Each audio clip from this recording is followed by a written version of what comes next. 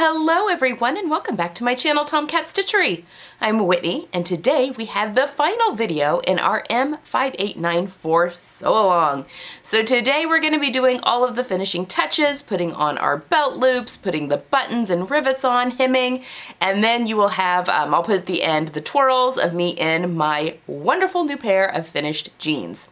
So I hope you guys have enjoyed this sew along. It's been a fun one to do. I had so many requests for a jean sew along, so I hope this was very helpful for all of you. Next week we will have a tutorial. I'm not sure what it's going to be quite yet, but then we're going to be delving into this butterick lisette pattern for a coat. I've had a lot of requests for a coat. So we'll be doing that for our next sew along if you guys want to go ahead and try and snag that pattern, or a lot of people I think already have it in their stash. It does have cup sizes, which is why I picked this one. It's hard to see. It doesn't say on the front of the pattern. You have to like look on the back, but it does have cup sizes. So that is, excuse me, bra strap falling down, but that is why I picked that pattern. So yeah, so I hope again that you've enjoyed this one, and as always, leave any questions you have down below. If you'd like to help support these sew-alongs and tutorials, I do have a coffee count that's down below. That's like a virtual tip jar, and all proceeds from that do go right back into the sew-alongs and tutorials.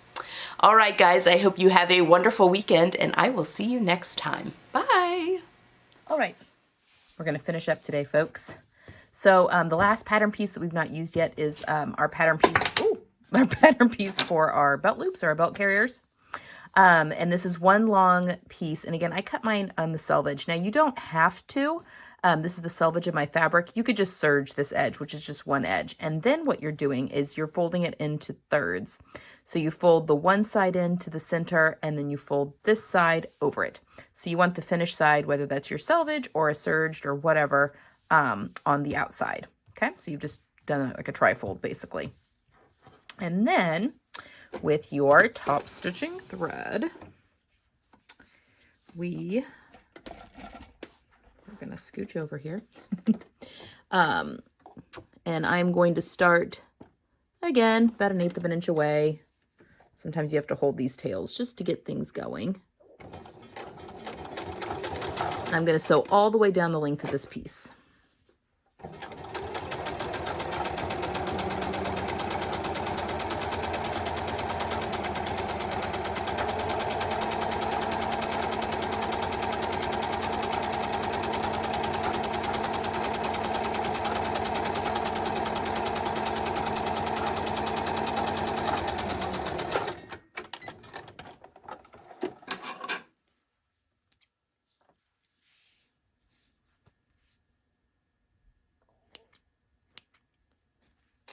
All right, now it's tempting to start at the bottom, you know, when you sew, to start, get to the bottom, and then just to flip it and sew back the other way.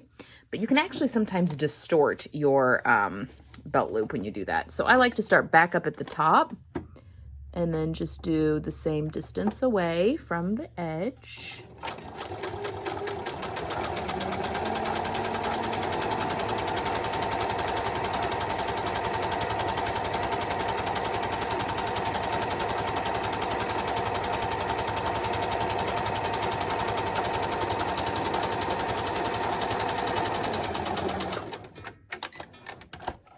All right. Our next step is going to be to cut these. And I'm not sure, I also forgot to mention, we are doing steps 48 to 53 today.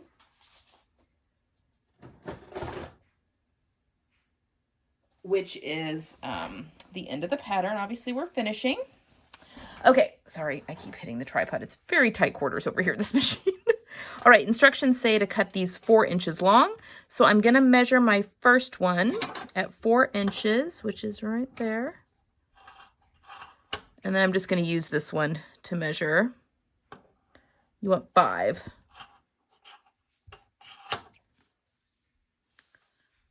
I'm using the same one to measure each time. That way, if one gets a little bit longer, you're not making each one a little bit longer, a little bit longer.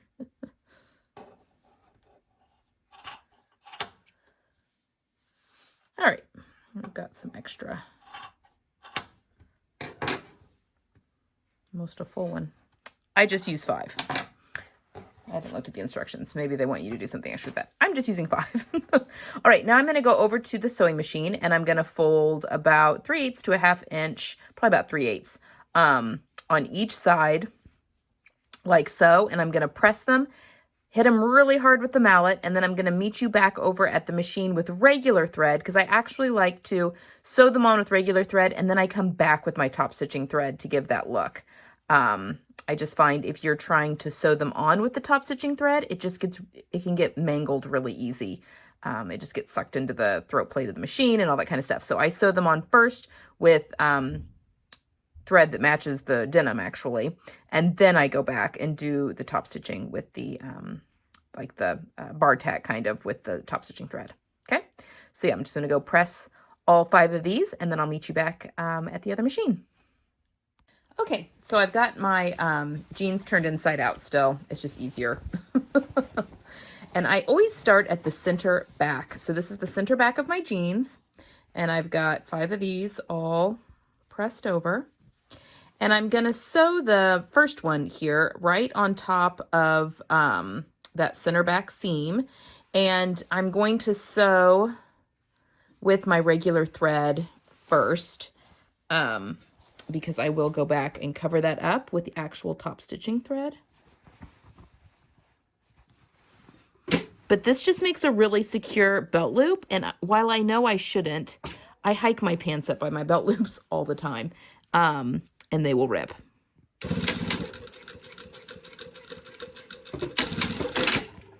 I also always start on the actual belt loop instead of off the side so that it doesn't move it.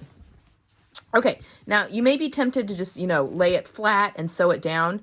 I like to give a little bit of room there for your belt if you so choose to wear a belt. It doesn't have to be a lot, but, a little bit. You don't want it like up like that. That will look, funny. But, just back it off, lay it flat and then back it off like a 1/2 inch maybe.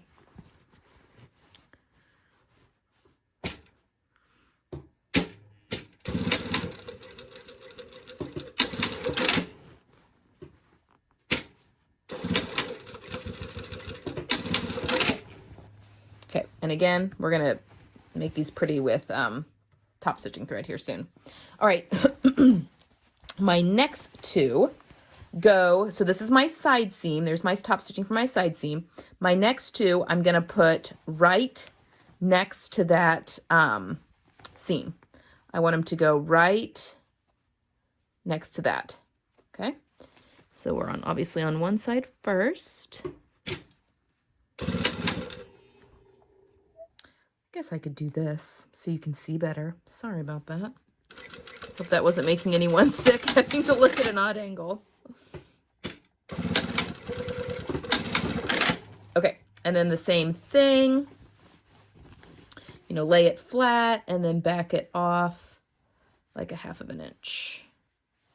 I'm actually going to back this up to, there's my seam line for my yoke. I'm actually going to back it up to where it sits right on top of that seam line. Just to minimize bulk there.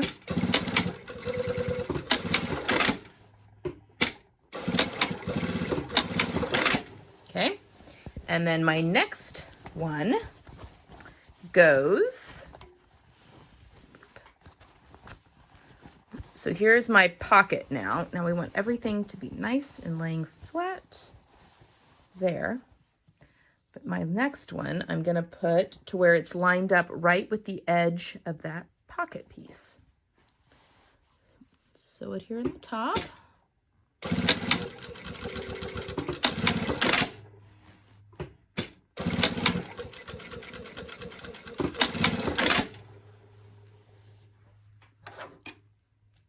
Got some straggler there. Okay, so here it's flat. We're going to back it off like a 1/2 inch.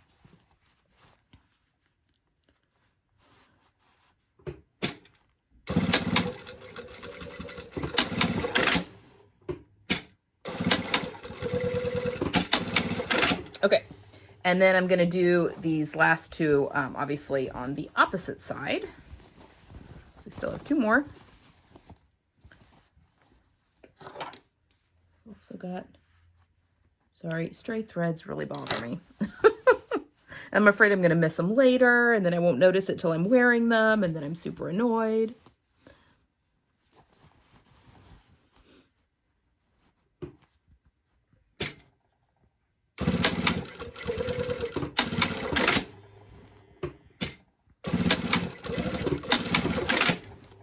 Okay, now this is the one right here at the back seam, so I'm going to back this one up again, right on top of that yoke seam.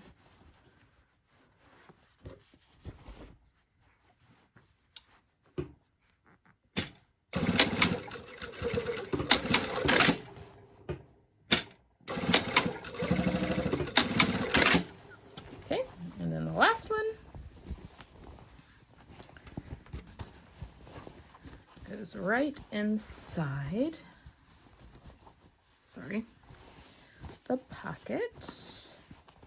Want everything lying nice and neat. Nice and neat.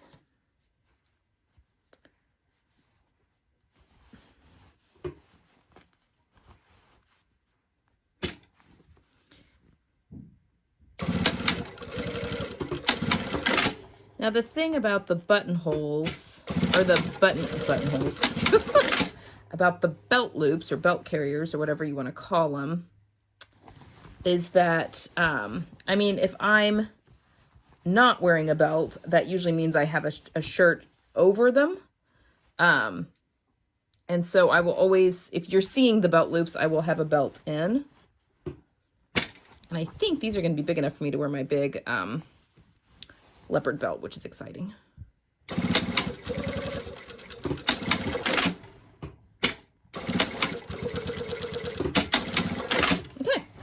So now I have belt loops on.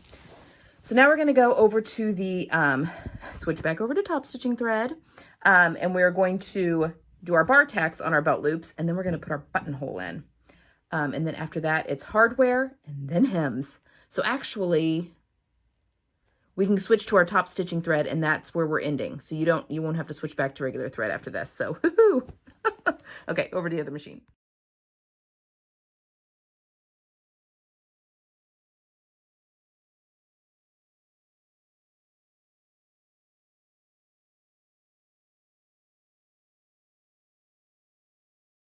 Okay, now that we have our belt loops, I think I said we were going to do belt loops next. I'm mixing my words up. Now that we have our belt loops all finished and highlighted, we're going to put in our buttonhole. Now, my machine uses this buttonhole foot to do it. Technically, you're supposed to kind of snug the button into this spot to make your buttonhole.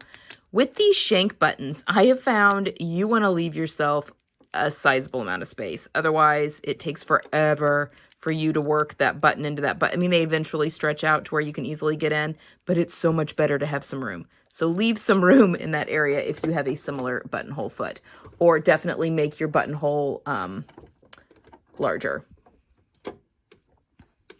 than your actual button. Okay, I'm going to do there we go. I'm going to do a keyhole button, which is, oh, I don't know if you can see it. Hold on. Yeah, you're not going to be able to see it, my LED. So it's the one that does a circle at the bottom and then it goes up. It just gives the shank a little extra space to sit there.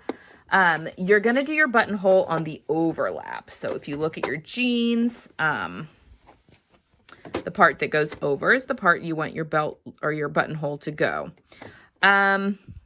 You can play around with where you want to put it. You really want, and I am actually going to go and hit this really good with the mallet just to get everything nice and compressed, because you don't want this messing up. If it gets cut short, you know, if something bumps and you get it starts to come back because I have an automatic buttonhole stitch, then it's just all sorts of issues. You have to unpick it and start all over.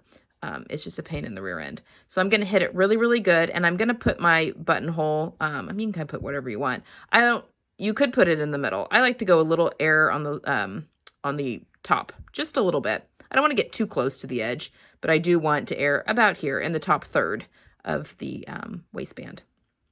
So I'm going to go hit this whole area really well with my mallet, and then we are going to let the machine do the buttonhole. All right. So I have my jeans loaded up. I'm going to go very slowly and make sure your belt loop back here is not going to get caught on your button foot if you have a similar buttonholer, just because that can mess it up too. So pound it flat, go slow.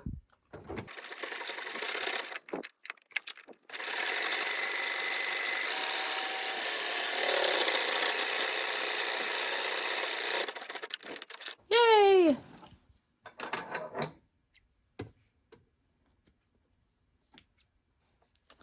Hold on, I'll show it to you here in just a second. All right. So there we go. It got a little wonky here at the end, but I think we're going to be fine. I'm going to fray check it. I'm going to hit it really well with fray check on both sides and then go ahead and cut it open. And I'm going to meet you back at the ironing board for us to put in our hardware next. Woohoo! Okay, for this next part, you're going to need some tools. I've cut my buttonhole open. You can see my finger there. You're going to need an awl. This comes in very handy. You can get these at any, well, I may have gotten mine from Wawac. You can get them from Wawac. I can't remember if I bought it at a hardware store. I think I did get mine at Wawac. Sorry.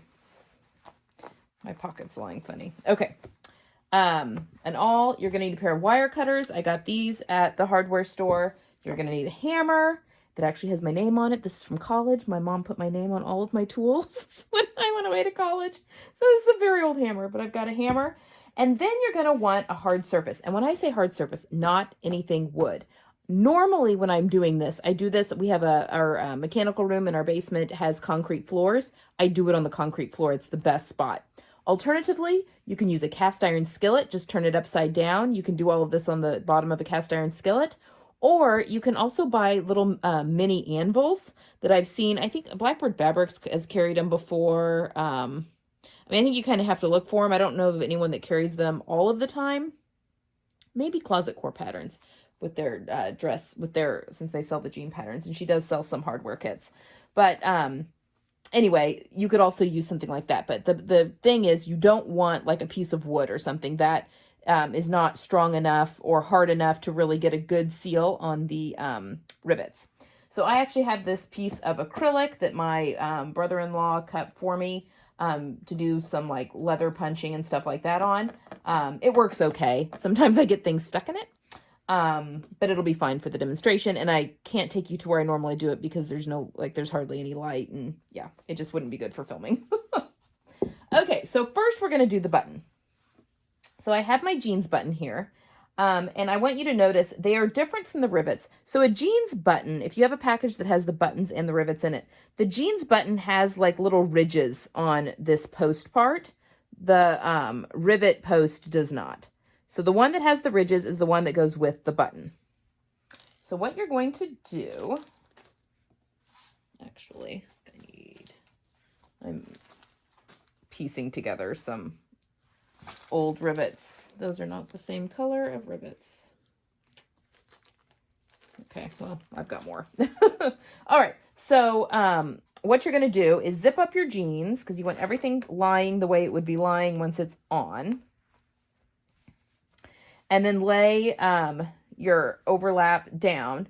And then all I do is I take my awl and I'm going to push it right through the very end of this buttonhole. Now be careful. I have sent an awl through my finger, like my nail bed before. You don't want to do that. It is not comfortable. So you're just going to push it through. And ideally, this is just moving the fibers and not cutting any fibers. All right, so I have a nice hole there. Now, can you guys see that okay? A nice hole. So now the post is going to go through the back, like so. I just realized I forgot, before, I should have told you this like forever ago. You need to interface. You should interface the area. And I'm going to be real honest and tell you I forgot to interface my waistband. It'll probably be fine, but it wouldn't hurt to put some interfacing on the inside of that. And if you're at this step already, it's too late because I forgot. I'll go back and write that in when I'm editing this footage. Sorry about that. Okay, so once you have your pieces together, all you're going to do is, you know, set your button. Let me move this so you can see as best as possible. We don't need those yet. Okay, so I've got my button up. And then I've got my post through the back of the jeans. I'm just going to stick the post into that hole and push it down kind of hard with your thumb, because ideally you want to hammer this in as straight as possible. And then hammer.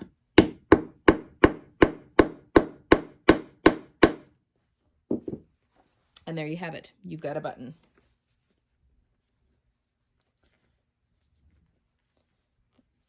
And this is why you make your buttonhole a little bigger, just so you can, there we go.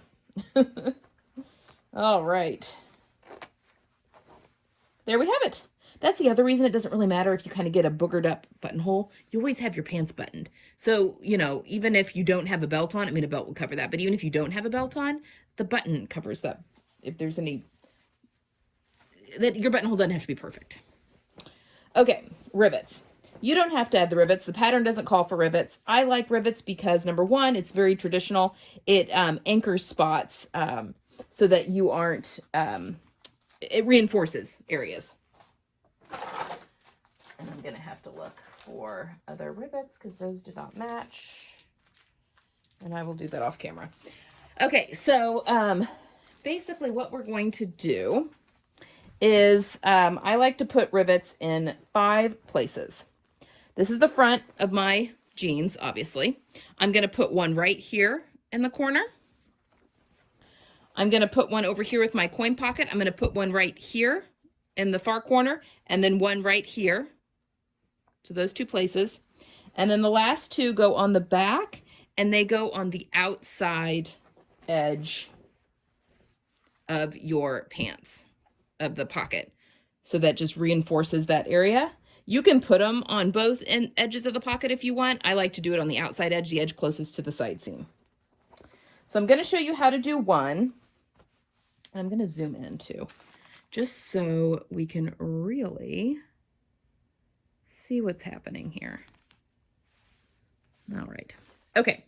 So what we're going to do, I'm going to pull out the parts first so you can kind of see what we're dealing with here. So again, I mentioned that the rivets also have a post, just like the jeans button, but theirs is smooth, so it does not have the ridges. So if you have a package with both, that's how you tell the difference. And then it comes with the actual rivet, which is like the little cap part. That's the back. Okay, so I'm going to show you first on this edge of this pocket right here. So what we're going to do is I like to go in from the front, just so I'm making sure I'm putting it in a pleasing area. I don't want to cut my top stitching thread because that could cause issues later on down the road. So I'm actually, you either want to go above your top stitching thread or right below. I think I can fit one in above. It's okay if the rivet covers the top stitching thread there. You just don't want to push a hole through it. So I'm pushing a hole that way. And then I can easily see on the back side, because I actually want to come up through that area, muscle it through, and then I'm going to stick the rivet post through the back, through that hole I made. All right, now, look how high that post comes up. You can go through many layers of fabric with these rivets. That is way too high. That's going to bust right through your rivet cap. So what you're going to do with your clippers here is you want to cut that flush with the fabric, okay? So I'm just going to, ooh, send things flying. Pretty, not completely, but pretty close to flush with the fabric. Then I'm going to take my cap and put it over that, like so. And then again, hold on. Flip everything upside down. And you can kind of use your thumb to kind of really push that little post into the rivet.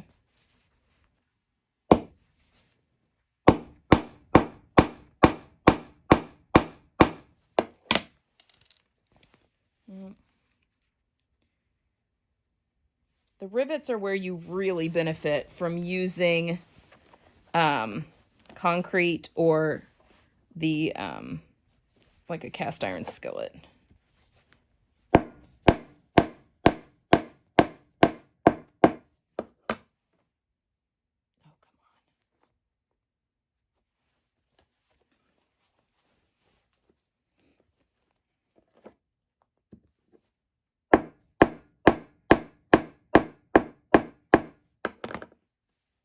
Okay, that is still really, really loose. I'm going to have to go to the concrete floor to do that.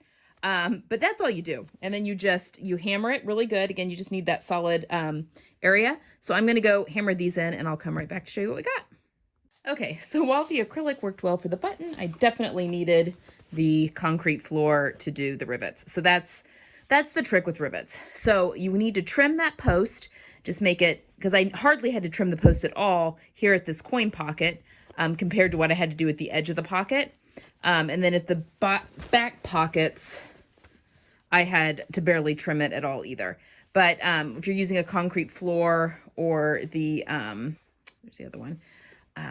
Like a cast iron skillet or something really, really hard, those hammer in really easily. So yeah, that's the trick. Use a really hard surface to hammer in those rivets and also trim those posts, and then you should be able to get those in.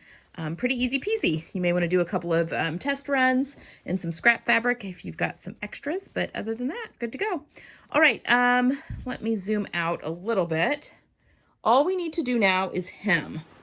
So I am going to decide where I want to hem them. I may want to take off some length, but what we're going to do once you've made that decision, you need to leave a 1-inch hem allowance, and you're just going to fold up 3/8 of an inch, press it, and then 5/8 of an inch and press it. And again, here at any of these joins where you have your seams, hit that with your mallet, not the hammer, hit it with the mallet. So get all of those pressed and hammered really well, and I'll meet you back at the machine with the top stitching thread, and we're gonna hem them, and then we have our finished jeans. All right, all we have to do is hem. All right, so like I mentioned, I have gone 3/8 and then 5/8, and I've pounded the living daylights out of where I, the seams here. And I like to start, also, I ended up taking 1 1/4 inches off my hem before, oops. I am going to wear these with heels because they're a nice wide straight leg jean, but I did end up taking 1 1/4 inches off. You'll see them in just a second though. All right, now we're just going to top stitch. I like to start at the inseam. The inseam is the seam where we have our flat fell, so that makes it easy. So I'm just going to, again, 3.5 millimeter, and I'm just going to sew around.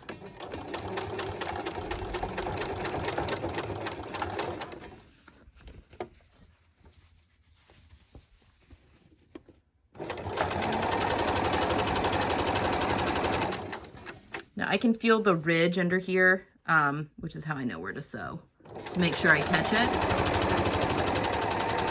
You could definitely hand baste if you wanted to beforehand, or baste by machine even.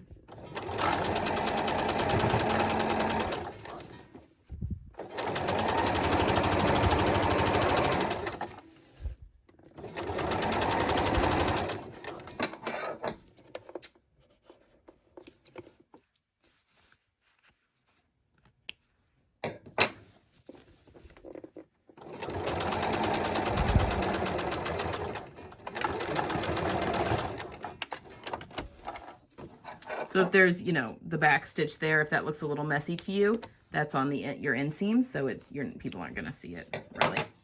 And there we have it. You've got hem jeans. You can go around really quickly just to make sure you caught everything on the back side. I look good there. So yeah, you're done. You've got jeans. Turn them right side out. You're good to go. So now I am going to show my jeans to you guys. But congratulations, you guys. You have made jeans. It's a big step. It's a big step in the sewing hierarchy. So way to go, everyone. I will see you guys next time.